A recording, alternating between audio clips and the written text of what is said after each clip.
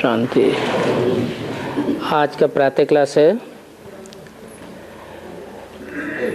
6 दिसंबर 1968। रूहानी बाप रूहानी बच्चों को पूछते हैं और समझाते भी हैं।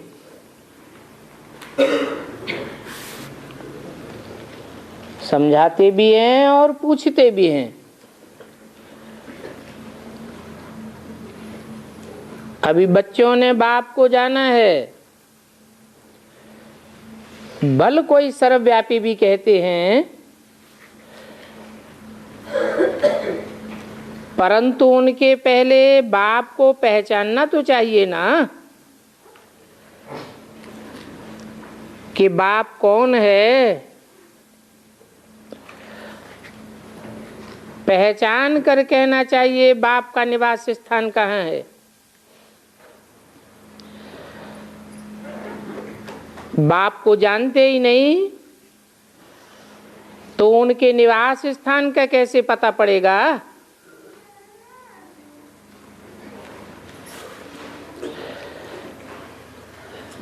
तो कह देते हैं वो तो नाम रूप से न्यारा है,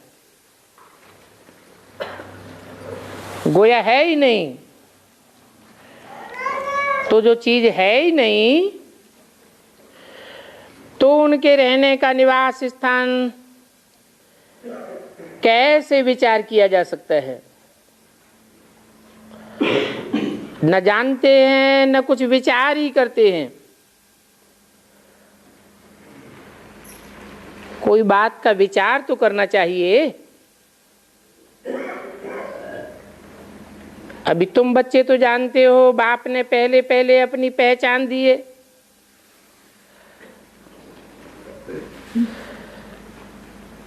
पहले अपनी पहचान, फिर रहने के स्थान का समझाते हैं। हो तो तुम सभी आत्माएं, जरूर कहेंगे आत्मा ही हो। बाप अभी कहते हैं मैं तुमको इस रथ द्वारा पहचान देने आया हूं, नहीं तो तुम्हें मेरी पहचान मिल ही नहीं सकती। मैं तुम सभी का बाप हूं। जिस बाप को सुप्रीम बाप परम पिता कहा जाता है,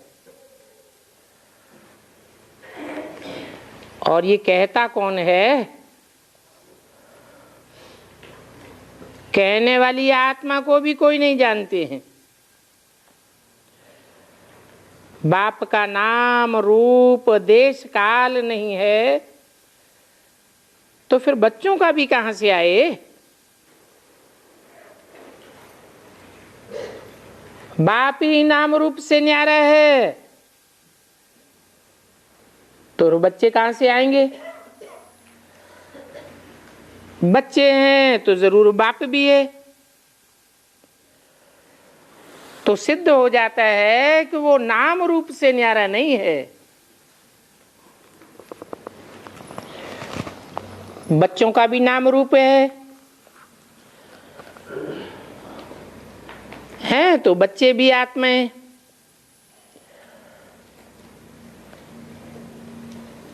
आत्माओं का रूप जरूर है, बल कितना भी सूक्ष्म हो। आकाश सूक्ष्म है तो भी उसका नाम तो है। जैसे ये पोलार सूक्ष्म है वैसे बाप भी बहुत सूक्ष्म है। बच्चे वर्णन भी करते आए हैं वंडरफुल सितारा।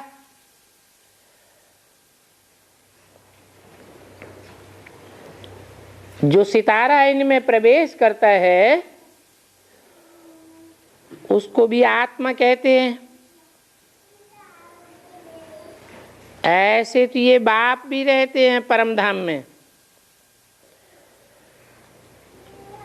जैसे तुम बच्चे परम धाम के रहने वाले हो तो जिस वस्तु का रहने का स्थान है ऊपर नजर जाती है, ऊपर इशारा करके अंगुली से याद तो करते हैं ना। तो जरूर जिसको याद करते हैं कोई वस्तु होगी। कहते तो है ना परमपिता परमात्मा, फिर भी नाम रूप से न्यारा कहना, इसको अज्ञान कहा जाता है। तो बाप को जानना, इसको ज्ञान कहा जाता है। ये भी तुम समझते हो कि पहले तो हम भी अज्ञानी थे, क्योंकि बाप को नहीं जानते थे और अपन को भी नहीं जानते थे। अभी तुम समझते हो हम आत्मा हैं, शरीर तो नहीं है। हम तो अविनाशी आत्मा हैं, शरीर तो विनाशी हो जाता है, आत्मा को अविनाशी कहा जाता है। तो जरूर आत्मा कोई चीज है, कोई नाम नहीं होता जो अविनाशी हो। अविनाशी अर्थात विनाश को नहीं पाता। तो जरूर कोई वस्तु है। बच्चों को अच्छी रीति समझाया गया है। मीठे मीठे बच्चों, जिनको बच्चों बच्चों कहते हैं, वो भी आत्मा अविनाशी हैं। ये आत्माओं का बाप परमपिता परमात्मा बैठ समझाते हैं। ये खेल एक ही बार होता है, जबकि बाप आकर बच्चों को अपना परिचय देते हैं।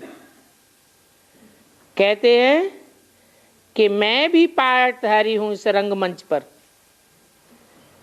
कैसे पार्ट बजाता हूं ये भी तुम्हारी बुद्धि में है।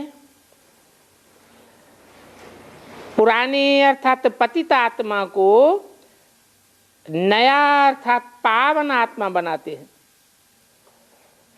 तो शरीर भी तुम्हारा पावन बन जाता है। ये बात तो तुम्हारी बुद्धि में है। अभी तुम बाबा बाबा कहते हो, जानते हो कि ये पाठ तो चल रहा है ना। आत्मा कहती है बाबा आया हुआ है, हम बच्चों को घर शांति धाम ले जाने के लिए आया है। शांति धाम के बाद है सुख धाम।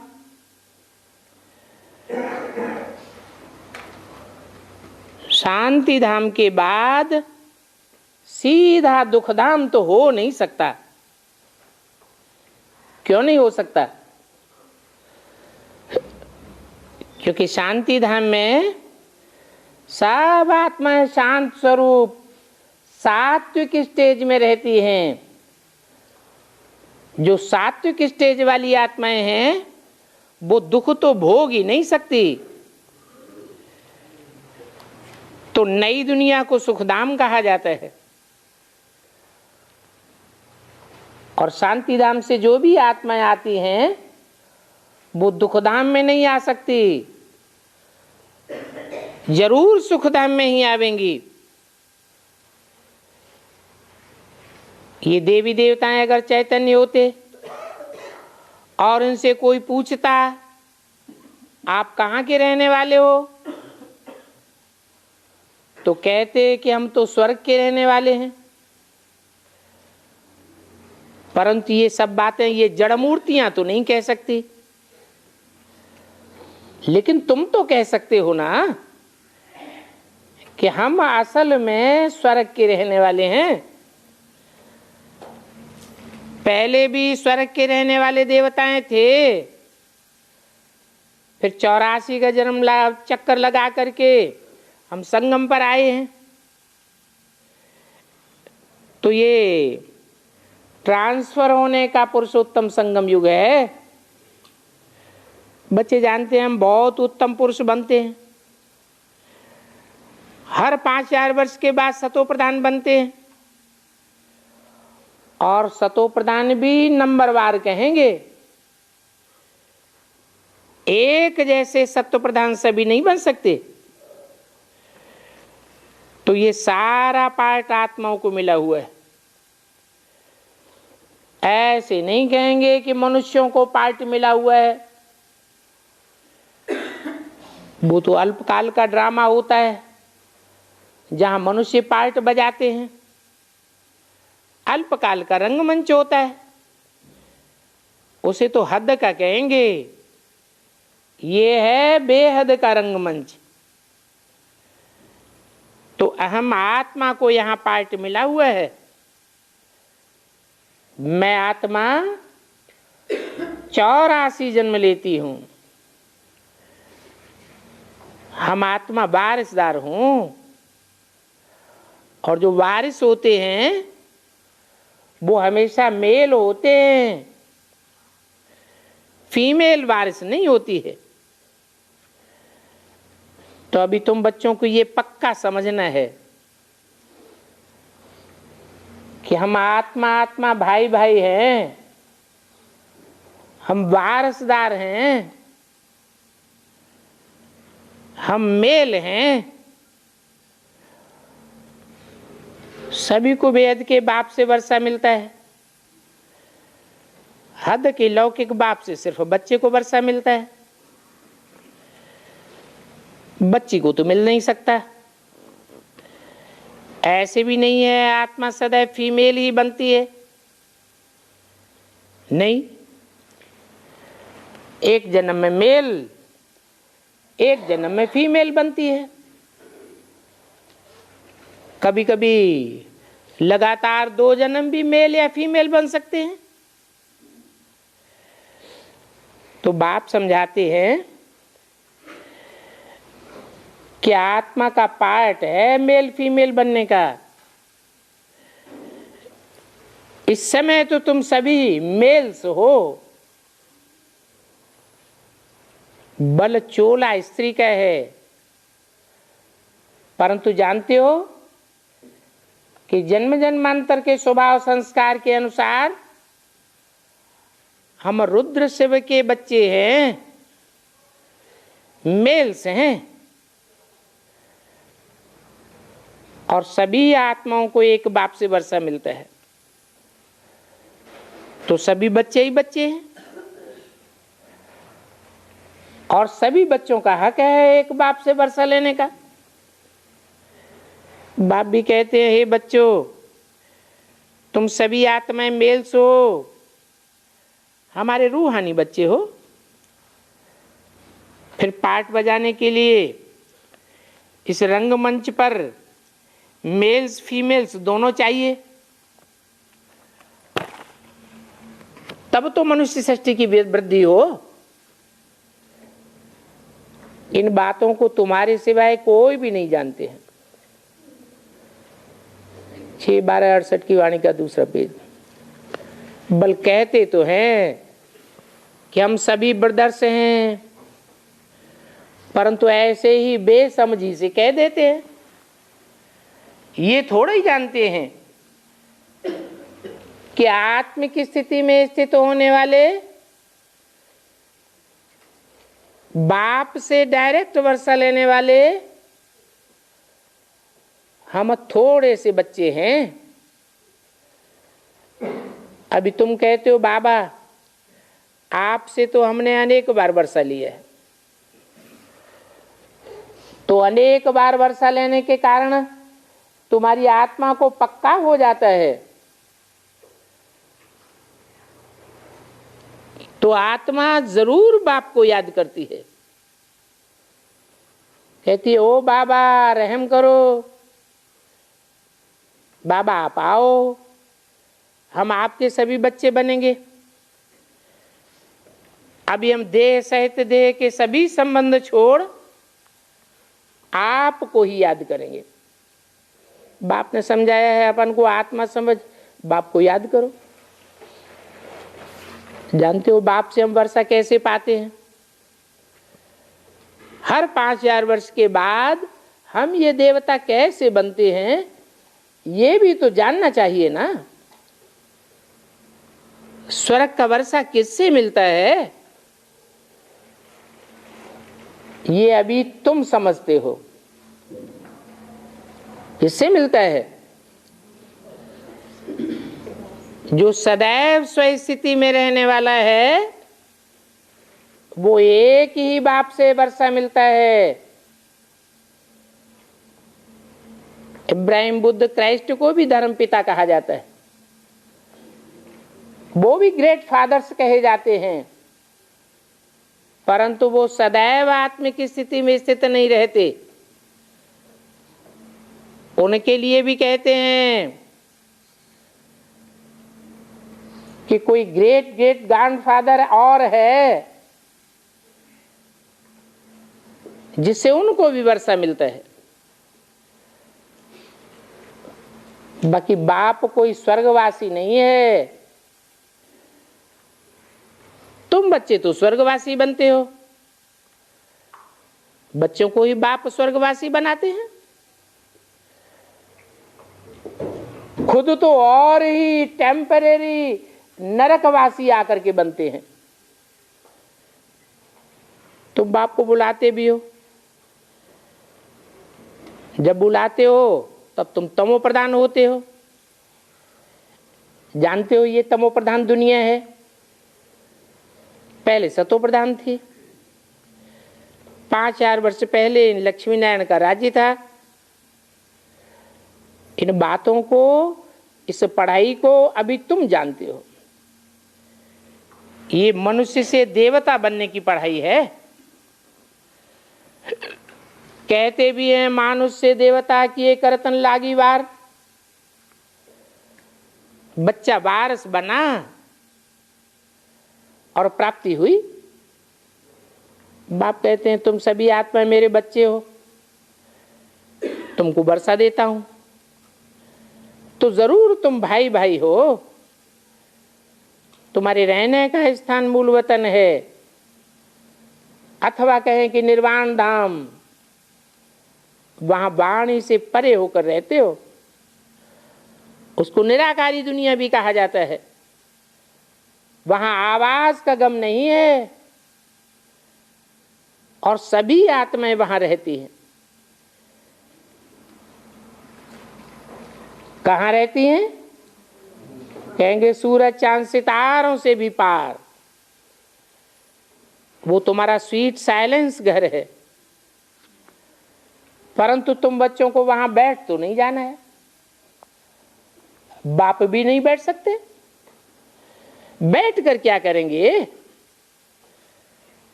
वो तो जैसे जड़ अवस्था हो जाती है। आत्मा जब पार्ट बजावे तब चैतन्य कहलावे।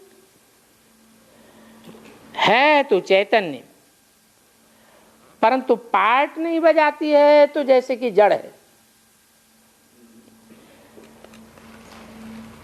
तुम यहां खड़े हो जाओ, हाथ पांव नहीं चलाओ, तो क्या कहेंगे? जड़वत। वहां तो नेचुरल शांति रहती है। तुम तो यहां थोड़ी देर के लिए जड़वत खड़े हो जाएंगे, वहां तो ऐसा नहीं है। तो वहां आत्मा पार्ट कुछ भी नहीं बजाती है। तो तुम जान गए हो कि शोभा तो सारी पार्ट बजाने में है।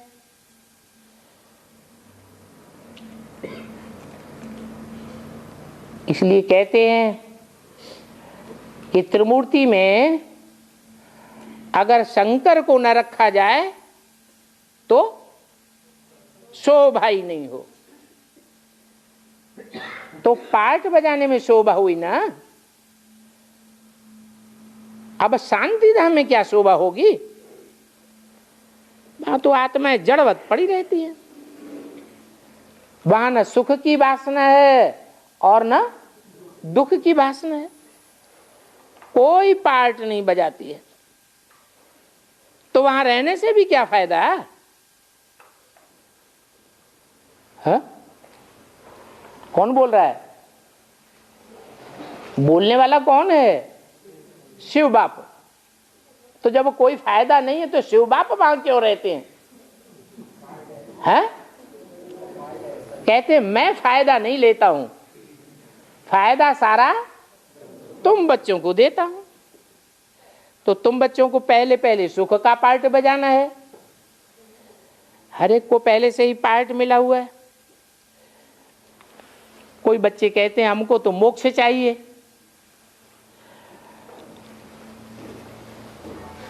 आत्मा तो जैसे बुदबुदा है, सागर में बुदबुदे उठते हैं, फिर सागर में मिल जाते हैं, लीन हो जाते हैं, बस।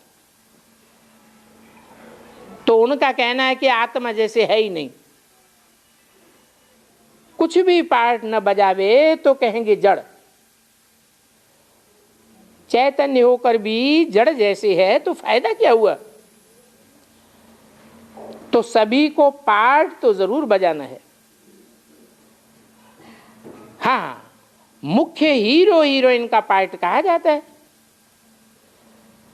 तुम बच्चों को हीरो हीरोइन का पार्ट बजाने से टाइटल भी मिलता है हीरो हीरोइन। आत्मा यहां पार्ट बजाती है। पहले सुख का राज्य करते हैं, फिर रावण के राज्य में दुखी हो जाते हैं। अभी बाप कहते हैं तुम बच्चे अभी सभी को पैगाम दो, खुद भी टीचर बन करके औरों को समझाओ। जो बच्चे टीचर नहीं बनते हैं तो फिर उनका पद कम हो जाएगा। टीचर बनने बगैर कोई बच्चे को आशीर्वाद नहीं मिल सकती। किसको पैसा देंगे तो जरूर उनको खुशी होगी। दया करते हैं ना, अंदर में समझते हैं कि ब्रह्मा कुमारियां हमारे ऊपर बहुत दया करती हैं, वो हमको क्या से क्या बनाए देती हैं। अब यूं तो महिमा तो एक बाप की करना चाहिए, बोलना चाहिए वाह बाबा वाह, आप इन बच्चों के द्वारा हमारा कितना कल्याण करते हो। तो कल्याण भी कोई के द्वारा तो होता है ना। तो कल्याणकारी बाप के कल्याणकारी बच्चे चाहिए। बाप को भी करण का रावणहार कहा जाता है। तुम्हारे द्वारा कराते हैं, तुम्हारा कल्याण होता है तो फिर तुम औरों की कलम लगाते रहते हो। तो जैसे जैसे जो सर्विस करते हैं वैसा वैसा ऊंच पद पाते हैं। राजा बनना है तो प्रजा जरूर बनानी पड़ेगी। फिर जो अच्छे अच्छे नंबर में आते हैं वो राजा बनते हैं। राजाओं की माला बनती है ना, तो अपन से पूछना चाहिए कि माला में हम कौन सा नंबर बनेंगे। अपनी आत्मा का साक्षात्कार तो करना चाहिए ना। ये तो जानते हो कि 9 रत्न मुख्य हैं, बीच में हीरा बनाने वाला बैठा है। हीरे को बीच में रखते हैं, माला के ऊपर में फूल भी होता है। तो अंत में तुमको भी पता पड़ेगा कौन सा मुख्य दाना हम बनते हैं, जो हम डायनेस्टी में आवेंगे। पिछाड़ी में तुमको सभी साक्षात्कार होंगे। ये भी देखेंगे कि कौन कौन सजा खाते हैं। शुरू में दिव्य दृष्टि से तुम वो सूक्ष्म वतन में देखते थे, वो सभी गुप्त बातें हैं। अभी तुम जानते हो कि आत्माएं सजा कहां खाती हैं। ये भी ड्रामा में पार्ट है। गर्भ जेल में तो सजा मिलती ही है। जेल में धर्मराज को देखते हैं, फिर कहते हैं हमें बाहर निकालो। बीमारी आदि होती है वो भी कर्म का हिसाब किताब। तो ये समझने की बातें हैं। अभी तुम तो बहुत राइटियस बनते हो, आगे तो तुम भी अनराइटियस थे। ये सारी दुनिया ही अनराइटियस है, आने वाली है राइटियस दुनिया। उसके लिए तुम अभी राइटियस बन रहे हो। राइट उनको कहते हैं जो बाप से बहुत ताकत लेते हैं। तुम विश्व के मालिक बनते हो तो तुम्हारे में कितनी ताकत रहती है। इतनी ताकत होती है कि वहां कोई प्रकार का हंगामा आदि नहीं होता। हंगामे आदि की बात ही नहीं। 6/12/68 की वाणी का 3रा पेज। ताकत कम होती है तो देखो आज की दुनिया में कितने हंगामे होते हैं। तो क्या कहेंगे, गवर्नमेंट में ताकत है? आज की राजाई में ताकत है? नहीं।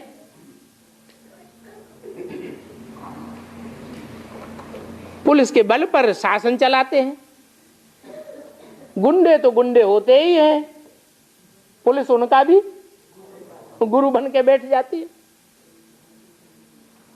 अभी तुम बच्चों को तो देखो कितनी ताकत मिलती है। आधा कल्प के लिए ताकत मिल जाती है, फिर भी कहेंगे कि नंबरवार पुरुषार्थ अनुसार ताकत मिलती है।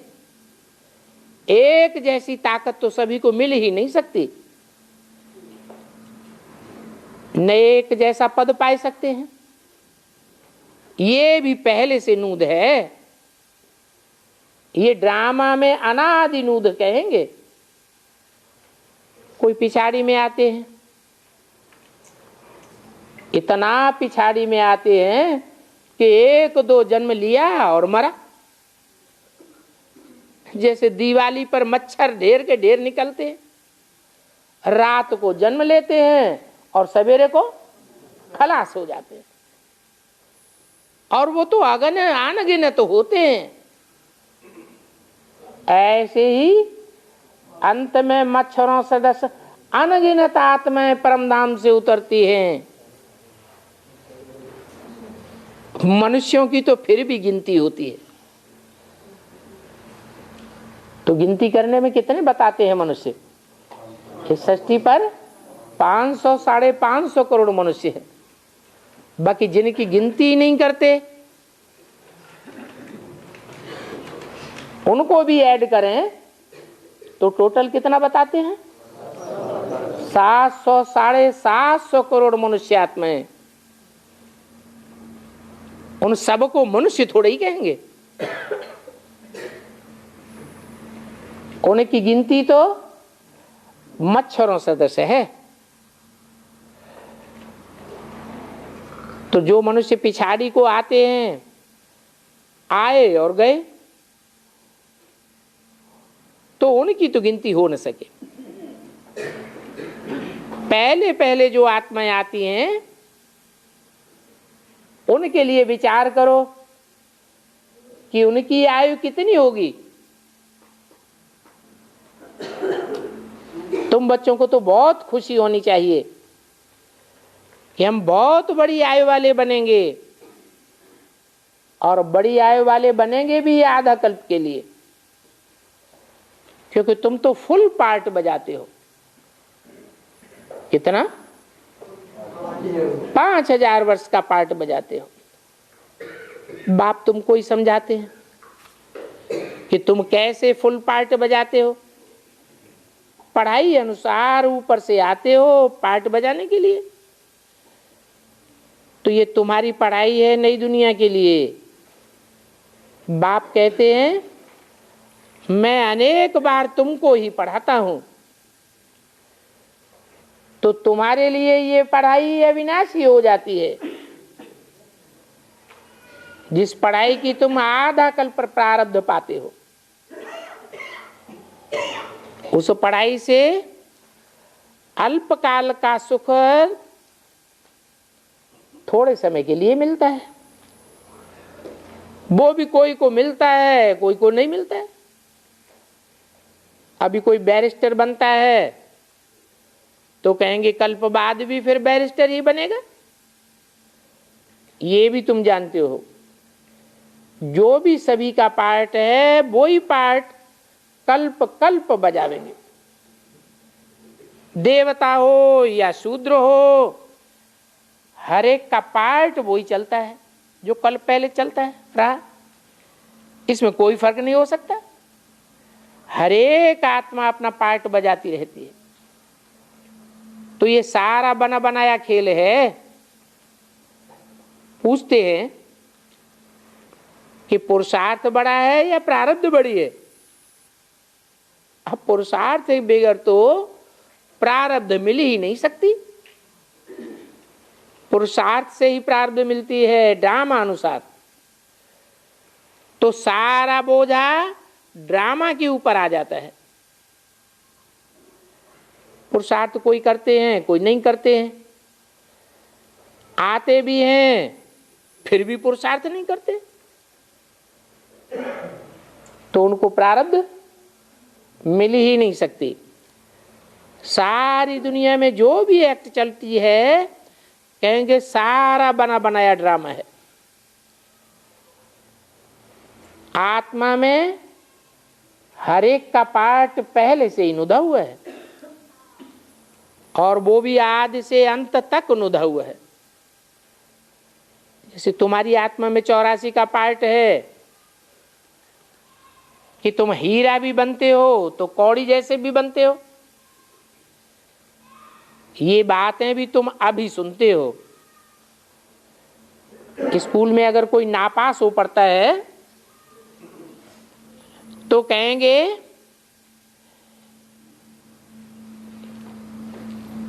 कि ये ऑन आउट बुद्धि है, इसको धारणा नहीं होती है। इसको कहा जाता है वैरायटी झाड़। इसमें सभी फीचर्स वैरायटी है। एक भी पत्ते का आकार प्रकार हूबहू जैसा दूसरे से मिल नहीं सकता। तो ये वैरायटी झाड़ का नॉलेज भी बाप ही समझाते हैं। कल्प वृक्ष पर समझाते हैं ना। ये बड़ के झाड़ का मिसाल भी इस मनुष्य सृष्टि के वृक्ष पर है, जिस झाड़ की शाखाएं बहुत फैलती हैं। बच्चे समझते हैं हमारी आत्मा अविनाशी है, शरीर तो विनाश हो जाएगा। आत्मा ही ज्ञान को धारण करने वाली है। आत्मा ही 84 जन्म लेती है, शरीर तो बदलता जाता है। आत्मा वो ही है। आत्मा भिन्न भिन्न शरीर लेकर के पार्ट बजाती रहती। तो ये नई बात हो गई। अभी तुम बच्चों को ये समझ मिली है, कल पहले भी तुमने ऐसे ही समझा था। बाप आते भी हैं भारत में और दूसरे कोई देश में तो आते नहीं। तो तुम सभी को पैगाम देते रहो। दूसरे धर्म दूसरे देश वालों को भी पैगाम तो देना है ना। कोई भी ऐसा नहीं रहेगा जिसको पैगाम न मिले। जिसको पैगाम न मिले ऐसी एक भी आत्मा नहीं होगी। तो ये पैगाम सुनना ये सभी का हक है। जो भी मनुष्य मात्र की आत्माएं हैं सभी को पैगाम मिलेगा कि बाप आया हुआ है। फिर सब अपना नंबरवार पुरुषार्थ अनुसार बाप से वर्षा लेंगे। बाकी कुछ तो सुनेंगे ना। पैगाम सुनना भी सभी का हक है। सुनेंगे तो वर्षा भी लेंगे। फिर भी बाप के बच्चे हैं। बाप समझाते हैं तुम आत्माओं का मैं बाप हूं। मेरे द्वारा इस रचना की आदि मध्य अंत को जानने से तुम यह लक्ष्मी नारायण जैसा पद पाते हो। बाकी तो सभी मुक्ति में चले जाएंगे। तुम जीवन मुक्ति में जाते हो। बाकी बाप सदगति तो सभी की करते हैं, तो इन बातों में कुछ तो राज होगा। गाते भी हैं हो प्रभु तेरी लीला, तो क्या लीला करते हैं, लीला कैसी है? ये लीला है पुरानी दुनिया को बदलने की। तो मालूम होना चाहिए कि लीला क्या है, और इस लीला को मनुष्य ही जानेंगे, जानवर तो नहीं जानेंगे। बाप भी तुम बच्चों को आकर के ये सभी बातें समझाते हैं, इसका मतलब तुम बच्चे क्या हो? तुम बच्चे मनुष्य हो, और बाकी सब है जो नहीं समझते हैं, जिनको नहीं समझाते हैं, वो क्या हुए? बाप नॉलेजफुल है। तो जो बाप नॉलेजफुल है वो अपने बच्चों को भी नॉलेजफुल बनाते हैं। बाकी तुम भी नंबरवार नॉलेजफुल बनते हो, एक जैसे नॉलेजफुल तो बन नहीं सकते। जो स्कॉलरशिप लेने वाला होगा वो भी नॉलेजफुल कहलावेगा। वो भी कैसे उतरते हैं और कैसे चढ़ते हैं, ये सभी बातें और कोई की ताकत नहीं है जो बता सके। भारत स्वर्ग था, फिर भारत ही कैसे नरक बनता है, ये बातें तुम जानते हो। ये सारा सृष्टि का चक्र बुद्धि में याद रखना चाहिए। इस नॉलेज से ही पद मिलता है, और पद भी मिलता है नंबरवार पुरुषार्थ अनुसार। तो जरूर कहेंगे इस नॉलेज को नंबरवार पुरुषार्थ अनुसार ही धारण करते हैं। अच्छा, बच्चों को गुड मॉर्निंग। एक छोटा सा रात्रि क्लास है,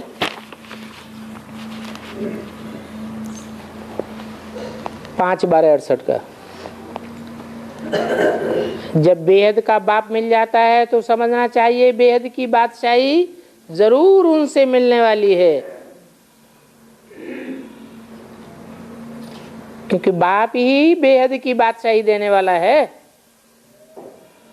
और वास्तव में वो बादशाही भी अभी नहीं दे सकते हैं।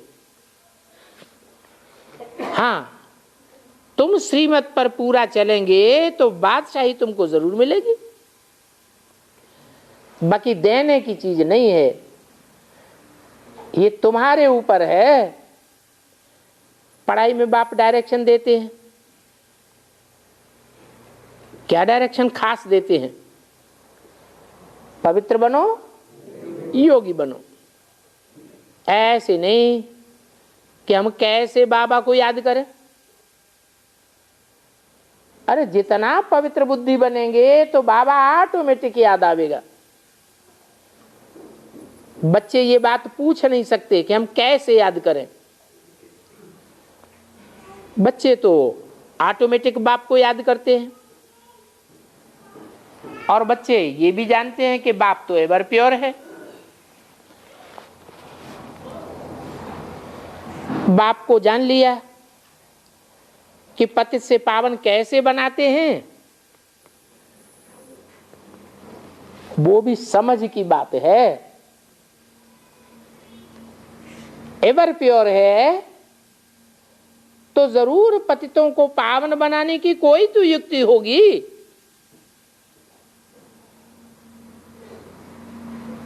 ढेर के ढेर धर्म पिता इस सृष्टि पर आते हैं, पतित पावन तो कोई नहीं है, एक बाप ही पतित पावन है।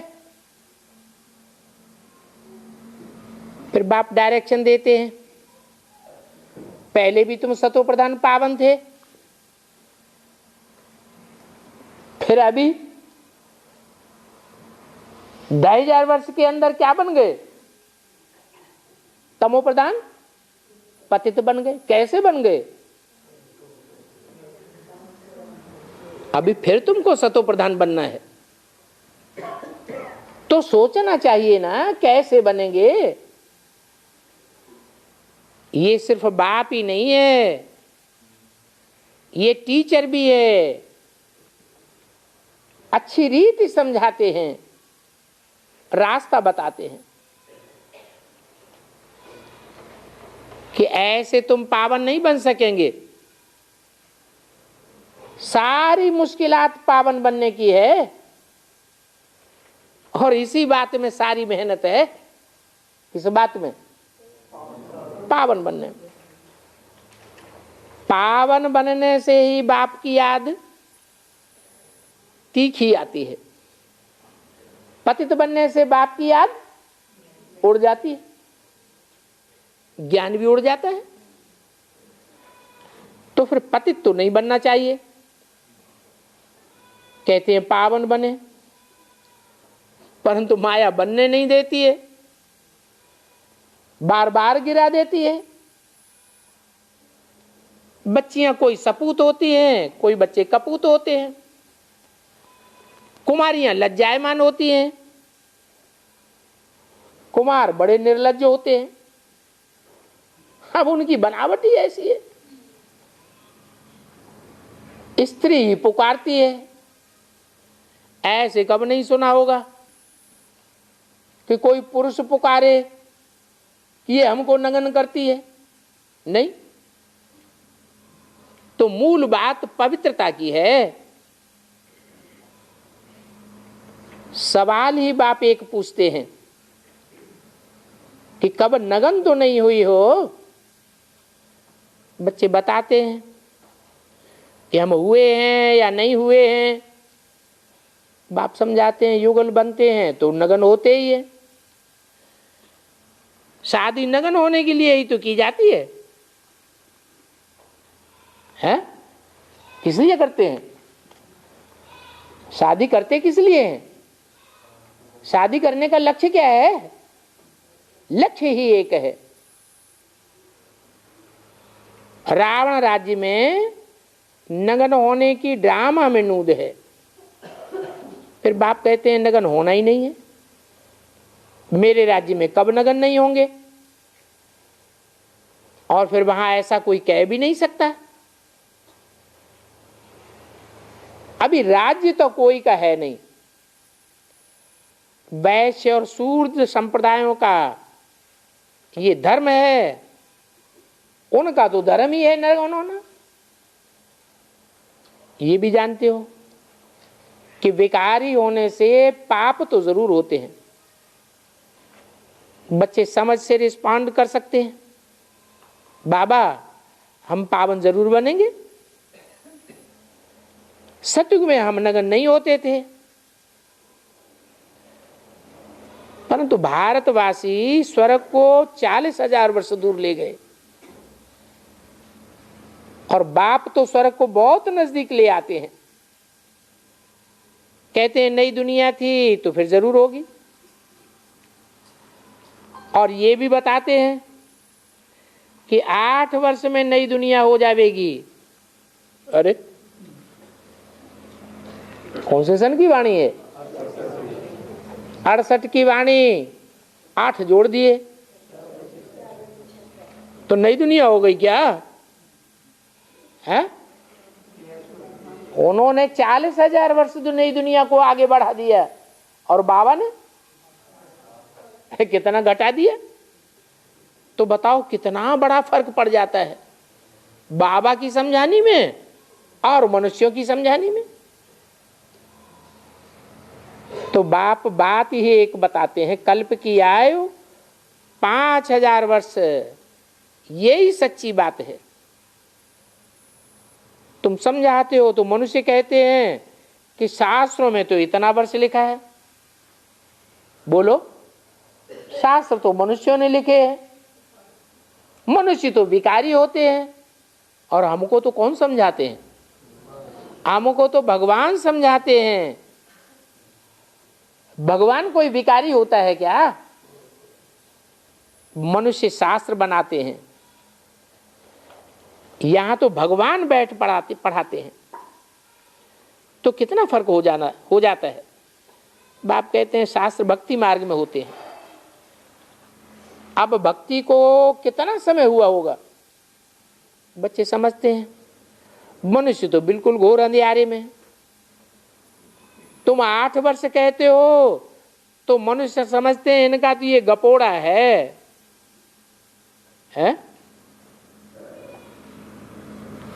गपोड़ा है।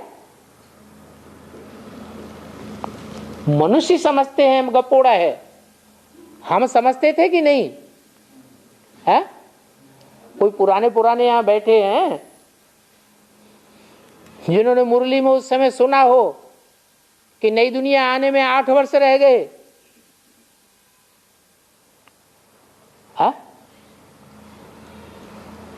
तो उनको गपोड़ा लगा उस समय या सच्चाई लगी? है सच्चाई लगी? कोई है ऐसा? है? अच्छा, उन पुराने ऋषि मुनि सन्यासियों से पूछो, जो बेहद के ऋषि मुनि सन्यासी है, ब्राह्मणों की दुनिया में ही है, उनसे चिट्ठी डाल के पूछो कि तुम्हें वंडर लगा जब बाप ने मुरली में बोला ब्रह्मा मुख द्वारा?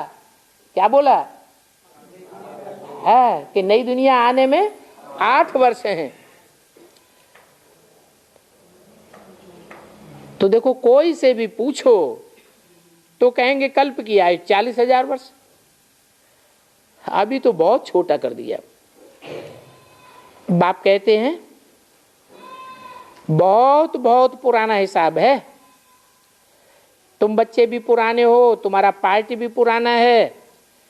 इस छोटी सी आत्मा में 84 जन्मों का पार्ट भरा हुआ है। कितनी वंडरफुल बात है। ऐसे ऐसे महीन बातें, गुह्य बातें भी बच्चों को भूल जाती हैं। कहते भी आत्मा सितारे मिसल है, भ्रुकुटी के बीच में चमकता है अजब सितारा। बहुत छोटी है, परंतु भक्ति करने के लिए बड़ा रूप बनाई दिया है। आत्मा का बड़ा रूप क्या बनाई दिया है? भक्ति करने के लिए आत्मा का बड़ा रूप शालिग्राम बनाई दिया है। शिव को लिंग रूप बनाते हैं, बड़ा रूप बनाते हैं, और शालिग्राम छोटा बनाते हैं। अब आत्मा तो कब घिसती बढ़ती नहीं है कि शिव की आत्मा घिस गई तो आत्मा बन गई। ऐसे तो होता नहीं है। आत्मा न कटती है, न छटती है, न कम होती है, न जास्ती होती है, न जलती है। आत्मा तो अविनाशी है। हाँ, देवताओं की पूजा होती है तो कहेंगे बाप की भी पूजा होनी चाहिए, परंतु पूजा बड़े रूप की होगी या बिंदी की होगी? पूजा तो जरूर बड़े रूप की होनी चाहिए। अभी मैं तुमको पावन बनाता हूं, पास्ट बच्चों को याद आता है, अपना घर भी बच्चों को याद आता है। जानते हो बाप और आत्माएं दोनों निर्वाण धाम में रहने वाली हैं। वहां से तुम पार्ट बजाने के लिए आते हो सुखधाम में, तो समझाया जाता है स्वर्ग से नरक, नरक से स्वर्ग कैसे होता है। वो बात तुम्हारी बुद्धि में आ गई। बीच में संगम पर बाप आते हैं। इस बात को जो नहीं समझते हैं कि बाप आते हैं, उनको तुच्छ बुद्धि कहा जाता है। बाप कहते हैं तुम ही बहुत जन्मों के बाद आकर के मुझे मिलते हो, मुझे ही पहचानते हो। बाप सुप्रीम फादर है, सुप्रीम टीचर है, सदगुरु है, ऊंचते ऊंचे है, ये तुम जानते हो। तुम्हारी बुद्धि में ये 84 के चक्र का नॉलेज है। तुम बरोबर जानते हो कि सतयुग में इनका राज्य था, अभी हम भी वही बन रहे हैं। तुम्हारे दिल में जचता भी है, परंतु बीच बीच में माया बुलाई देती है। बाप कहते हैं जैसे मैं सर्वशक्तिवान हूं, माया रावण भी सर्वशक्तिवान है। बाकी शिव की जीत भी भारत में है और रावण की जीत भी भारत में ही होती है। अभी किसकी जीत का टाइम है? हैं? अभी किसकी जीत का टाइम है? हैं? बाप की जीत का टाइम है। कभी रोते तो नहीं हो?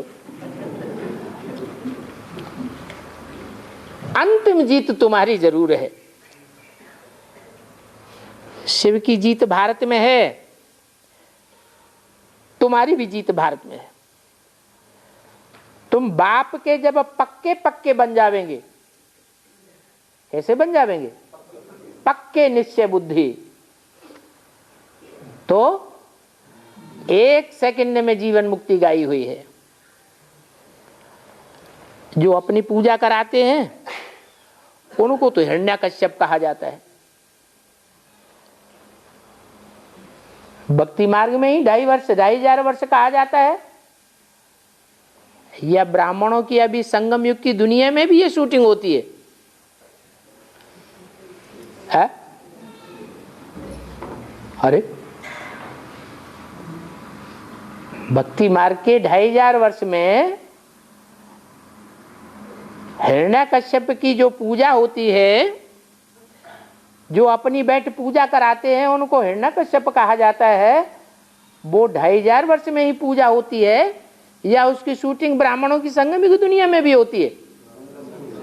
संगम युगी दुनिया में भी वो शूटिंग होती है। नरसिंह को अमर ही लगाते हैं ना, फिर वो आम पुजारी के काम में आता है।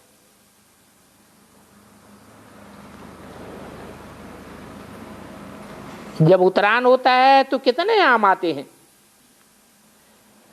फिर वो सारे बेच देते हैं। सिंध में ये सब बहुत होता है, क्योंकि बाप भी सिंध में आते हैं, मगध देश में आते हैं। ये क्या बात हुई? 2 बातें कैसे?